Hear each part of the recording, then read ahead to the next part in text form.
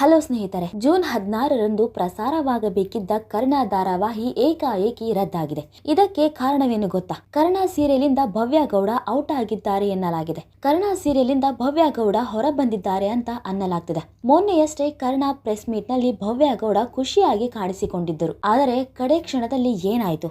ಎಲ್ಲವೂ ಅಂದುಕೊಂಡಂತೆ ನಡೆದಿದ್ದರೆ ಜೂನ್ 16 ರಾತ್ರಿ 8 ಗಂಟೆಗೆ ಕರ್ಣ ಸೀರಿಯಲ್ ಶುರುವಾಗಬೇಕಿತ್ತು. ಆದರೆ ಲಾಸ್ಟ್ ಮೂಮೆಂಟ್ ಅಲ್ಲಿ ಅದು ಕ್ಯಾನ್ಸಲ್ ಆಗಿದೆ. ಇಂದು ಟೆಲಿಕಾಸ್ಟ್ ಆಗಬೇಕಿದ್ದ ಕರ್ಣ ಧಾರಾವಾಹಿ ಅನಿರ್ದಿಷ್ಟಾವಧಿ ಮುಂದಕ್ಕೆ ಹೋಗಿದೆ. ಇದಕ್ಕೆ ಕಾರಣವೇನು ಅಂದ್ರೆ ಕೆಲವು ಪೋಸ್ಟ್ಗಳು ಭವ್ಯ ಗೌಡ ಅವರತ್ತ ಬೆಟ್ಟು ಮಾಡಿ ತೋರಿಸ್ತಿವೆ. ಹೌದು, ನಟಿ ಭವ್ಯ ಗೌಡ ತಮ್ಮ ಇನ್ಸ್ಟಾಗ್ರಾಮ್ ಅಕೌಂಟ್ ನಲ್ಲಿ ಕರ್ಣ ಧಾರಾವಾಹಿಯ ಕುರಿತು ಕೆಲವೊಂದಿಷ್ಟು ಪೋಸ್ಟ್ ಗಳನ್ನು ಹಂಚಿಕೊಂಡಿದ್ದರು.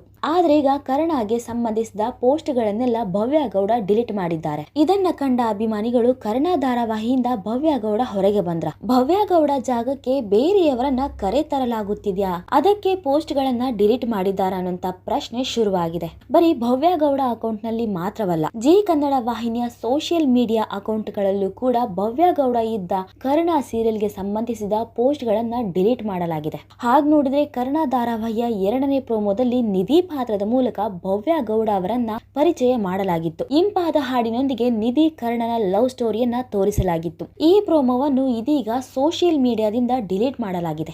ಅಲ್ಲಿಗೆ ಕರ್ಣ ಸೀರಿಯಲ್ ಇಂದ ಭವ್ಯ ಗೌಡ ಹೊರ ಬಂದಿರೋದು ನಿಜಾನ? ಕರ್ಣ ಧಾರಾವಾಹಿಯಿಂದ ಭವ್ಯ ಗೌಡ ಔಟ್ ಆಗಿರುವ ಕಾರಣಕ್ಕೆ ಇಂದಿನಿಂದ ಪ್ರಸಾರವಾಗಬೇಕಿದ್ದ ಕರ್ಣ ಸೀರಿಯಲ್ ನ ತಡೆ ಹಿಡಿಯಲಾಗಿದೆಯಂತೆ. ನಿಧಿ ಪಾತ್ರಕ್ಕೆ ರೀಪ್ಲೇಸ್ಮೆಂಟ್ ತಂದ ನಂತರ ಕರ್ಣ ಪ್ರಸಾರವಾಗಲಿದೆಯಂತೆ ಎಂಬ ಗುಸುಗುಸು ಆರಂಭವಾಗಿದೆ. ಅಷ್ಟಕ್ಕೂ ಕಡೆಯ ಕ್ಷಣದಲ್ಲಿ ಆಗಿದ್ದೇನು? ಭವ್ಯ ಗೌಡ ಸೀರಿಯಲ್ ಇಂದ ಹೊರ ನಡೆದಿರೋದು ನಿಜಾನ? ಅದು ನಿಜಾನೇ ಆಗಿದ್ರೆ ಯಾಕೆ ಅನ್ನುವಂತ ಪ್ರಶ್ನೆ ಅವರ ಅಭಿಮಾನಿಗಳಲ್ಲಿ ಕಾಡ್ತಿದೆ.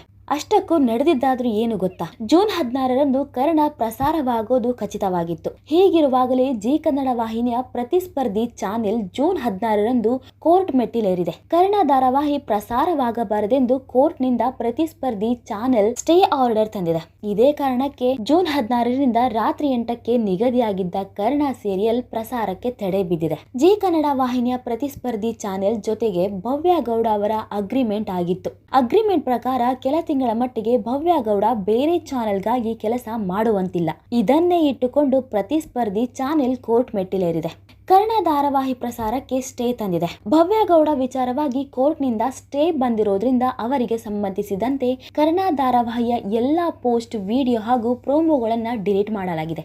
ಭವ್ಯ ಗೌಡ ಅವರ ಸೋಷಿಯಲ್ ಮೀಡಿಯಾ ಅಕೌಂಟ್ ಗಳಲ್ಲೂ ಕರ್ಣ ಸೀರಿಯಲ್ ಗೆ ಸಂಬಂಧಿಸಿದ ಪೋಸ್ಟ್ ಗಳನ್ನು ತೆಗೆಯಲಾಗಿದೆ. ಕೋರ್ಟ್ ನಲ್ಲಿ ಪ್ರಕರಣ ಇತ್ಯರ್ಥವಾಗುವವರೆಗೂ ಕರ್ಣ ಸೀರಿಯಲ್ ಗೆ ಪ್ರಸಾರವಾಗುವ ಭಾಗ್ಯವಿಲ್ಲ. ಕರ್ಣ ಸೀರಿಯಲ್ ನಲ್ಲಿ ಭವ್ಯ ಗೌಡ ಹೀರೋಯಿನ್ ಅಂತ ಅನೌನ್ಸ್ ಆಗಿ ತುಂಬಾ ದಿನಗಳಾಗಿವೆ. ಪ್ರೋಮೋ ಸಹ ಔಟ್ ಆಗಿತ್ತು. ಅಗ್ರಿಮೆಂಟ್ ಬಗ್ಗೆ ಪ್ರತಿಸ್ಪರ್ಧಿ ಚಾನೆಲ್ ಆಗಲೇ ಹೇಳಿದ್ದರೆ ಸಮಸ್ಯೆ ಆಗ್ತಿರ್ಲಿಲ್ಲ. ನಿನ್ನೆ ಪ್ರಸಾರ ಅಂತ ಗೊತ್ತಿತ್ತು. ಶನಿವಾರ ಕೋರ್ಟ್ಗೆ ಹೋಗಿದ್ದಾರೆ. ಇದರಿಂದ ತುಂಬಾ ಲಾಸ್ ಆಗಿದೆ. ನಷ್ಟವನ್ನ ತುಂಬುವವರು ಯಾರು? ಅಗ್ರಿಮೆಂಟ್ ನಲ್ಲಿರುವ ದೋಷವನ್ನ ಹುಡುಕಿ ಕೇಸ್ ಹಾಕಿದ್ದಾರೆ. ಇದು ಸರಿನಾ ಎಂದು ಸೀರಿಯಲ್ ತಂಡಕ್ಕೆ ಸಂಬಂಧಿಸಿದವರು ತಮ್ಮ ಬೇಸರವನ್ನ ಹೊರಹಾಕಿದ್ದಾರೆ. ಇನ್ನು ತಮ್ಮ ಇನ್ಸ್ಟಾಗ್ರಾಮ್ ಸ್ಟೋರಿಯಲ್ಲಿ ಡೋಂಟ್ ವರಿ ಹಾಡಿನೊಂದಿಗೆ ಪ್ರತಿಕ್ರಿಯೆ ಮೇಲೆ ನಂಬಿಕೆ ಇಡಿ ಎಂದು ಬರೆದುಕೊಂಡಿದ್ದಾರೆ ಭವ್ಯ ಗೌಡ. ಅಂದ್ರೆ ನ್ಯಾಯಾಂಗದ ಪ್ರಕ್ರಿಯೆ ಮೇಲೆ ನಂಬಿಕೆ ಇದೆ ಎಂದರ್ಥ ಅಲ್ಲವೇ? ಏಕಾಏಕಿ ಪ್ರತಿಸ್ಪರ್ಧಿ ಚಾನೆಲ್ ಕೋರ್ಟ್ಗೆ ಹೋಗಿರೋದ್ರಿಂದ ಭವ್ಯ ಗೌಡ ಸಂಕಷ್ಟಕ್ಕೆ ಸಿಲುಕಿದ್ದಾರೆ. ನಿರ್ಮಾಪಕಿ ಶ್ರುತಿ ನಾಯ್ಡು ಆಘಾತಕ್ಕೊಳಗಾಗಿದ್ದಾರೆ. ಕರ್ಣ ಧಾರಾವಾಹಿಯ ಒಂದಷ್ಟು ಸಂಚಿಕೆಗಳ ಚಿತ್ರೀಕರಣ ಆಗಲೇ ನಡೆದಿದೆ. ಕರ್ಣ ಸೀರಿಯಲ್ ನ ಅದ್ದೂರಿಯಾಗಿಯೇ ಶ್ರುತಿ ನಾಯ್ಡು ನಿರ್ಮಿಸುತ್ತಿದ್ದಾರೆ. ಕರ್ಣ ಸೀರಿಯಲ್ಗೆ ಸ್ಟೇ ಬಿದ್ದಿರೋದ್ರಿಂದ ನಷ್ಟವಾಗೋದು ನಿರ್ಮಾಪಕಿ ಶ್ರುತಿ ನಾಯ್ಡು ಅವರಿಗೆ. ಹೀಗಾಗಿ ಆದಷ್ಟು ಬೇಗ ಕೋರ್ಟ್ ನಲ್ಲಿ ಈ ಕೇಸ್ ಇತ್ಯರ್ಥವಾಗಲಿ ಅನ್ನೋದೇ ಈ ಸೀರಿಯಲ್ ತಂಡದ ಆಶಯ.